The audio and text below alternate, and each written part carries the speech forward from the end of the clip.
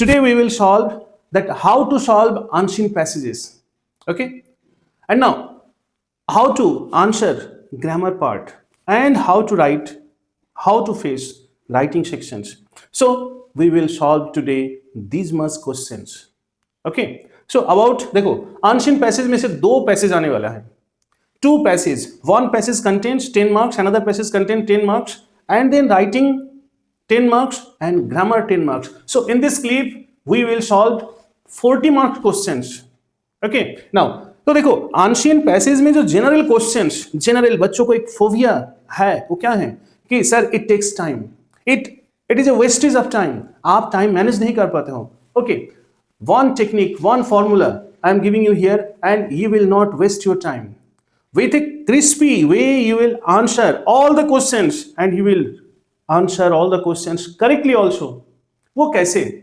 I am giving you here the tricks.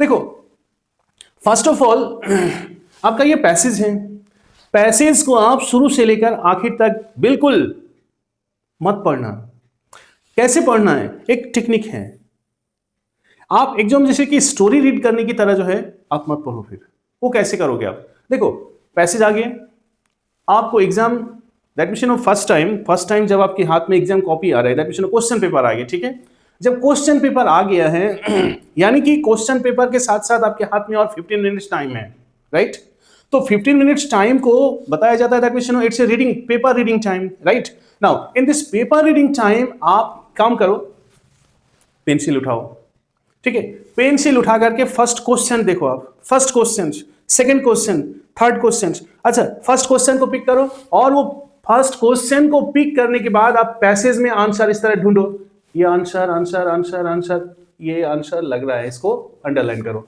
Now second question take the second question को लेकर के आप find out देखो आपको फाइंड आउट करना है क्या फाइंड आउट करना है आंसर फाइंड आउट करना है you need not to read paragraphs story read करने की तरह जो है बिल्कुल पैराग्राफ को नहीं पढ़ना है because you are to be very much alert one and technical one क्योंकि you are here to solve questions you are not here to learn the knowledge of the passage no information जान करके brain में fit करके क्या मिलेगा तुम्हें तो इसी जगह पे बच्चे ने जो है ज्यादा जो है टाइम किल कर देते हैं तो आप क्या करोगे पेन उठाओ पेन बोले तो पेंसिल उठाओ क्वेश्चन रीड करो क्वेश्चन रीड करके आप ढूंढो फाइंड आउट करो ऑप्शन है ऑप्शन में से टेक्नीशियन उसको देखो कौन सा लॉजिकल लग रहा है अच्छा जब आप 3 से 4 क्वेश्चन उठा करके आप ऐसे पेज दैट पैसेज पे ये वर्टिकल स्क्रॉलिंग आपकी आईज वर्टिकल स्क्रॉलिंग चल रहा है ना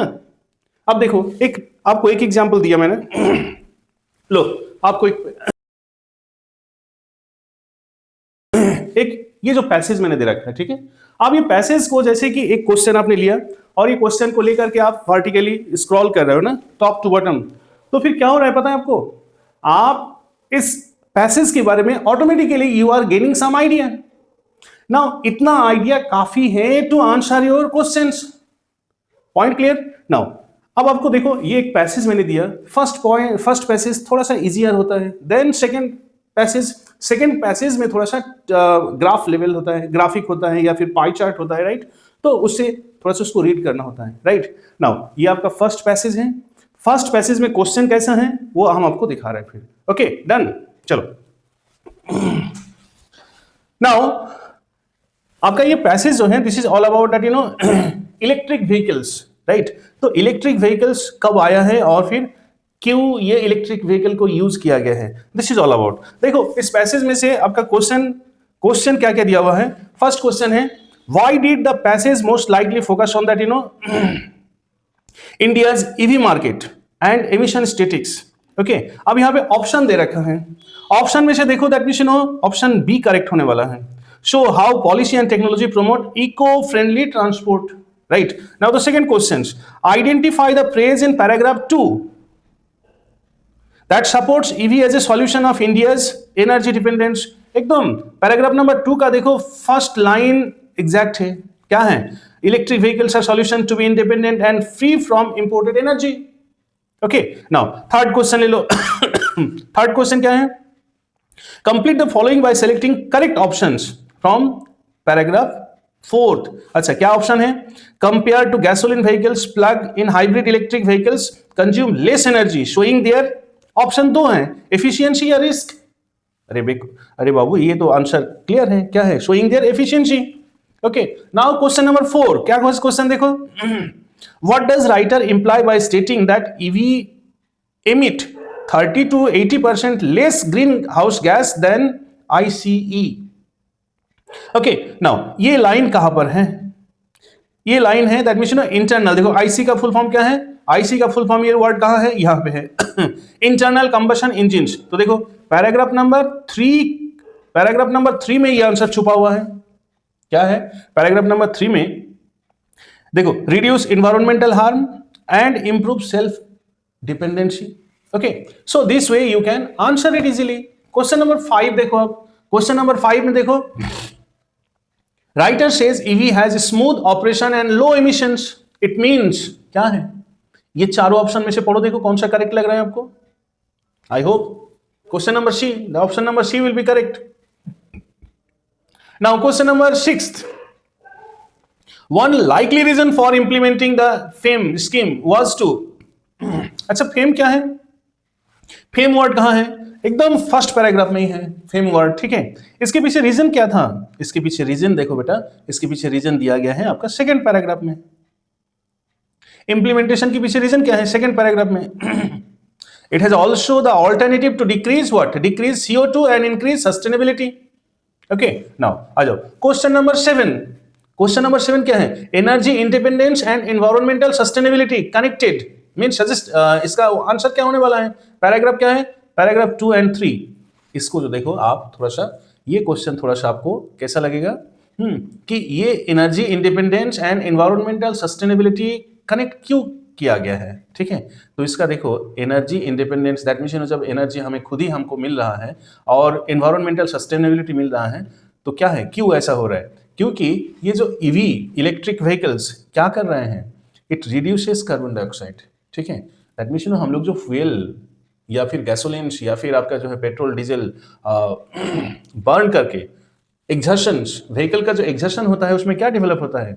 मैक्सिमम कार्बन डाइऑक्साइड डेवलप होती है, ठीक है। और इको फ्रेंडली बनाता है, सस्टेनेबिलिटी बढ़ा देता है, ठीक है। तो इसीलिए ये कनेक्टेड है। आ जाओ क्वेश्चन नंबर 8। क्वेश्चन नंबर 8 में क्या है? India's policy goal in future planning, क्या इंडिया की क्या पॉलिसी है? ये जो फेम बढ़ाने के चक्कर में इंप्लीमेंटेशन के पीछे रीजन क्या है? इसके रीजन क्या है? इसके रीजन ये हैं, ये रीजन वाला पॉइंट आप कहां से ढूंढोगे? देखो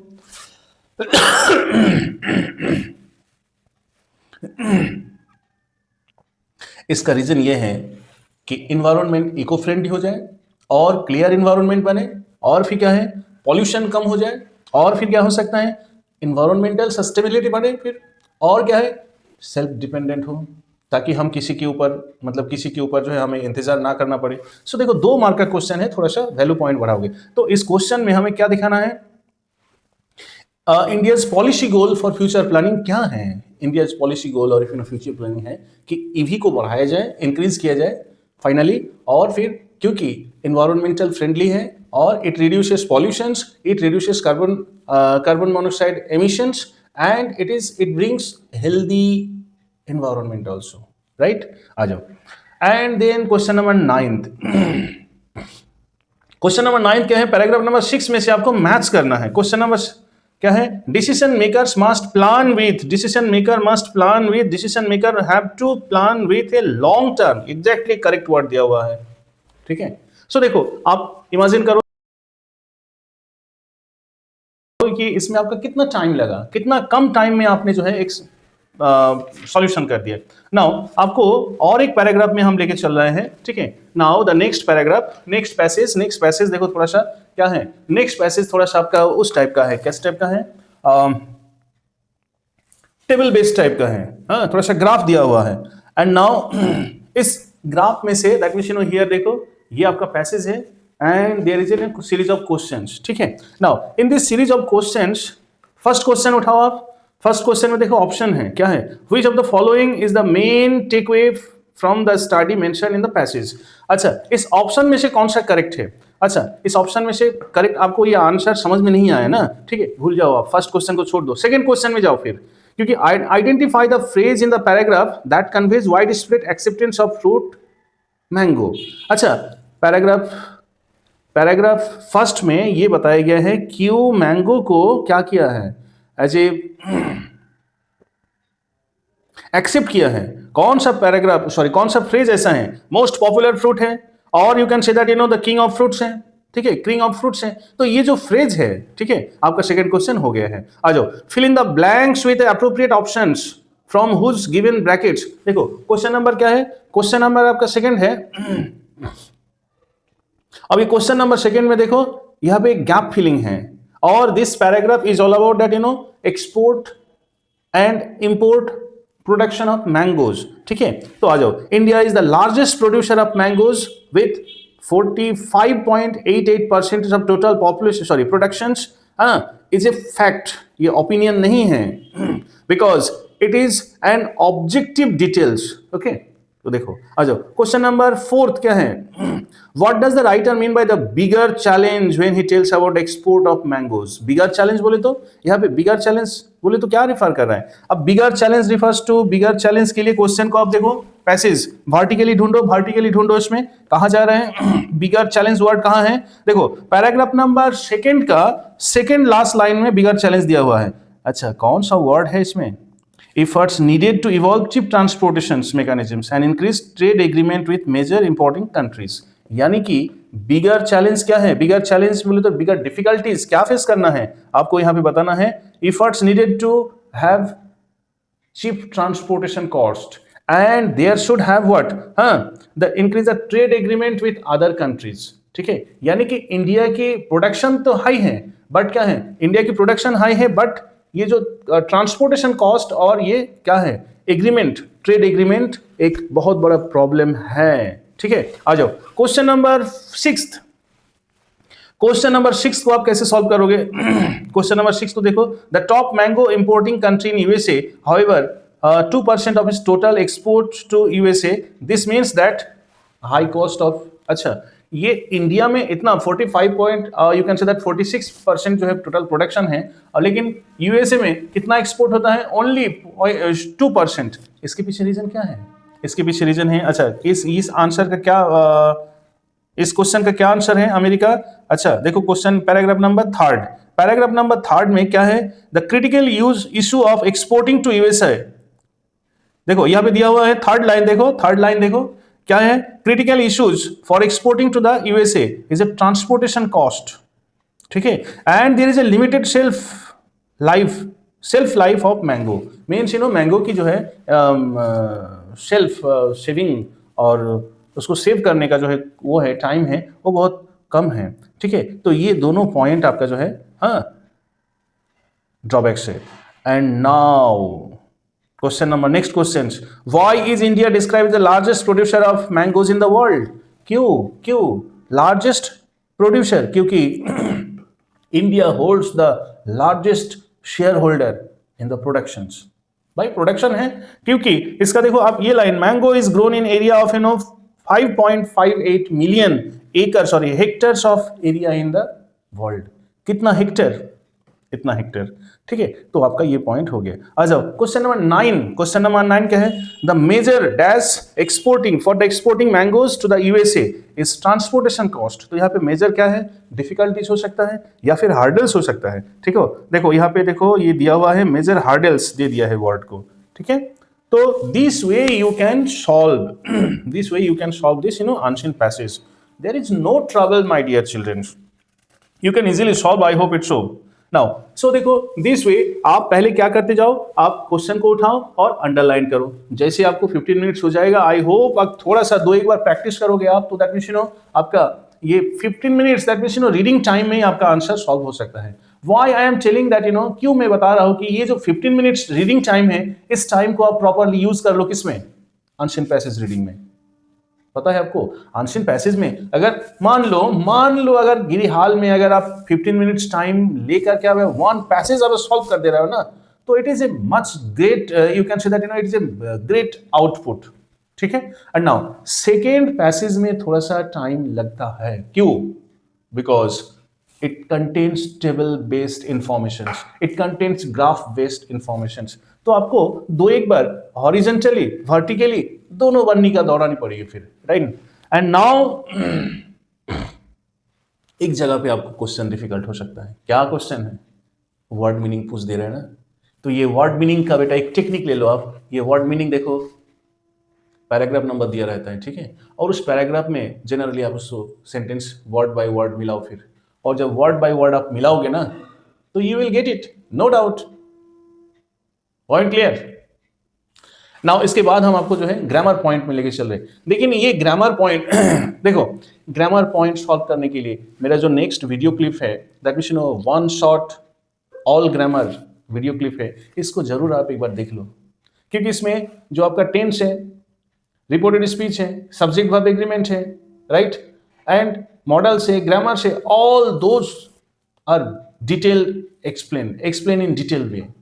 आप उसको एक बार देख लो, और फिर आपके सामने मैं लेके आया हूं एक क्या है, एक सैंपल पेपर। अब ये सैंपल पेपर को आप यूं ही सॉल्व कर सकते हो इजीली। नाउ ये सैंपल पेपर को आप इस तरह सॉल्व कर लो। क्या है देखो, जनरली फर्स्ट क्वेश्चन आपका subject verb agreement related question है, फिर आपका मॉडल रिलेटेड क्वेश्चन है, डिटर्मिनर रिलेटेड क्वेश्चन है, and then reported speech related question है। अब देखो ना फट से एट ए ग्लांस देखो, इसको आंसर कर सकते हो आप, ठीक है। देखो इसका आंसर है, यहां पे देखो आंसर दे रहा है फिर, okay. Now one more short, I mean to say that one more sample is given for you here.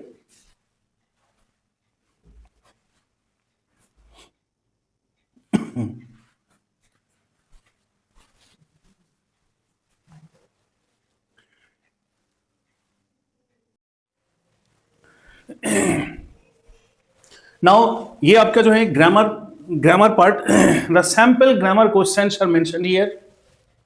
Okay, sample grammar questions are mentioned here, and here how to solve these questions। देखो एक live example आपके सामने है, और यहां से आप देखा जाए फिर, ठीक है। देखो फर्स्ट क्वेश्चन क्या है, the first question is that fill in the blanks choosing the most appropriate options। Question is the teacher distributed a piece of paper to dash students। Option क्या है, few, all, many, each। तो देखो यहाँ पे the teacher distributed a piece of paper to each student, okay, क्योंकि many होता, many लगाते तो स्टूडेंट्स होना चाहिए, ऑल होता तो स्टूडेंट्स होना चाहिए था, फ्यू होता तो भी स्टूडेंट्स होना चाहिए था, यहाँ पे ईच करेक्ट है। आ जाओ सेकंड क्वेश्चन ले लो आप। सेकंड क्वेश्चन देखो, complete the line from safe environment song by fulfilling the options. अच्छा, ये एक पोएम का कोटेशन है, और इस पोएम की कोटेशन में से आपको जो है लास्ट लाइन को देखो फिल करना है। Pollution it's time to take stand for dash dash, reduce, reuse, recycle, That's the key for preserve, to preserve, to preserved। देखो टू के बाद प्रिजर्व नहीं होता है, फॉर के बाद भी प्रिजर्व नहीं होता है, ठीक है, या तो फॉर प्रिजर्व या फिर टू प्रिजर्व। आपको सिखाया गया है टू के बाद generally present form of verb होता है, यानी कि बी ऑप्शन करेक्ट है आपका, ठीक है। नाउ थर्ड क्वेश्चन देखो, थर्ड क्वेश्चन क्या है, रिपोर्टेड स्पीच वाला क्वेश्चन है। क्या है, Tanu and Amit had a conversation about the execution of Tanuj travel plan, ठीक है। Now report Amit question, Amit ने क्वेश्चन जैसा पूछा वो आप रिपोर्ट करो। क्या क्वेश्चन है, will you be going with your family. So what will be the answer, answer is Amit asked if Tanu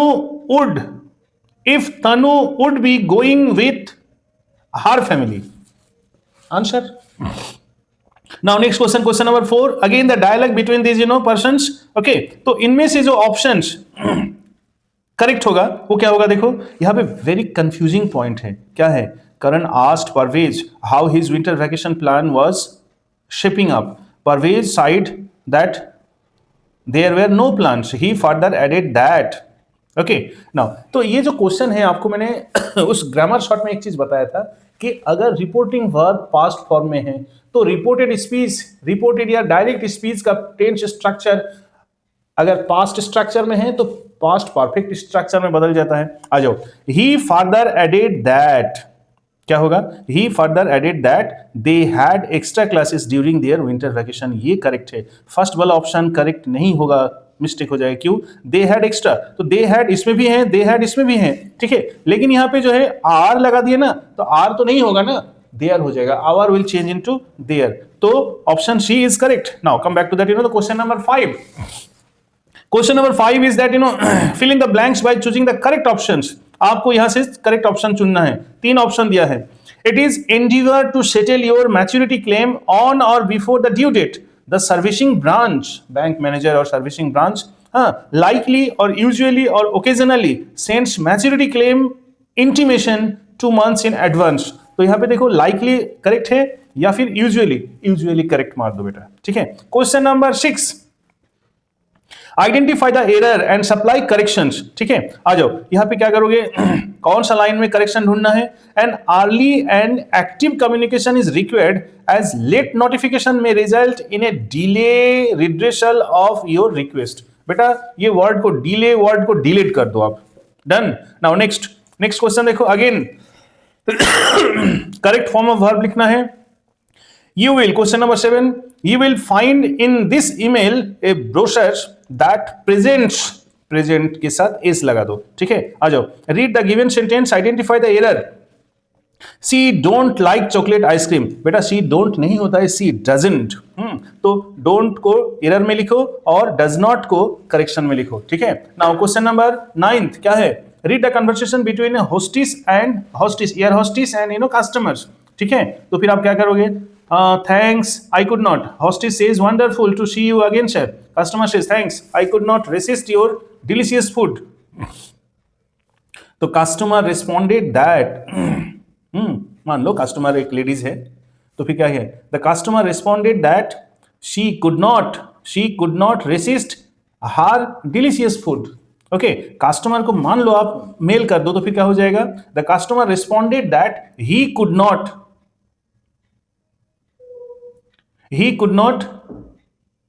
resist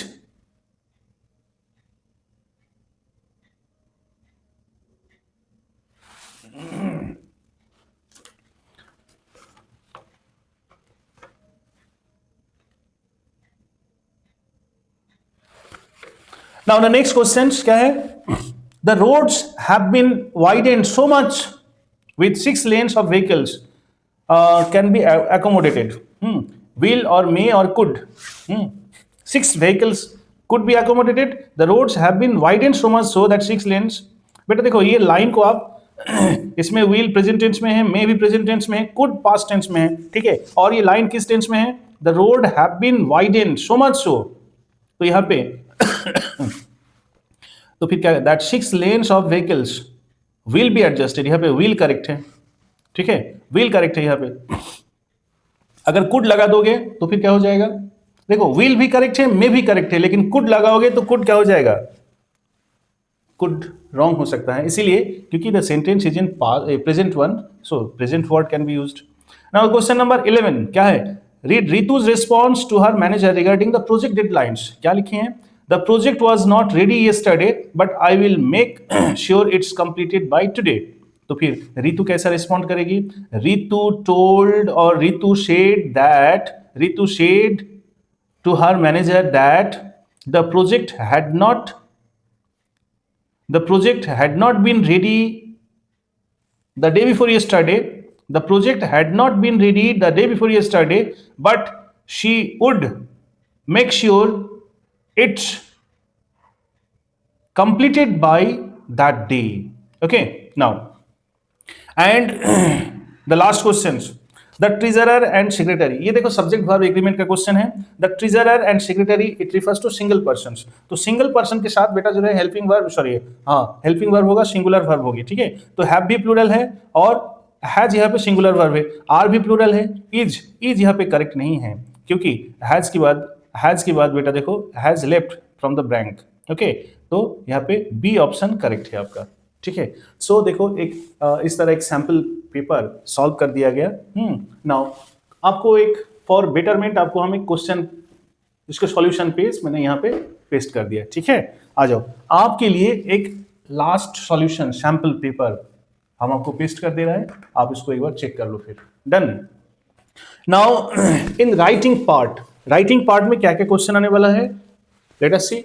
okay, एक एनालिटिकल पैराग्राफ और एक लेटर राइटिंग। एनालिटिकल पैराग्राफ और लेटर राइटिंग के लिए बेटा एग्जैक्ट देखो, एनालिटिकल पैराग्राफ और letter writing के लिए मैंने दो एक वन शॉर्ट वीडियो क्लिप जो डाला हूं कि दैट मींस राइटिंग सॉल्यूशंस, उसको भी इसके डिस्क्रिप्शन में दे रखा हूं, ठीक है, उसको फॉलो करो and there will be no trouble at all.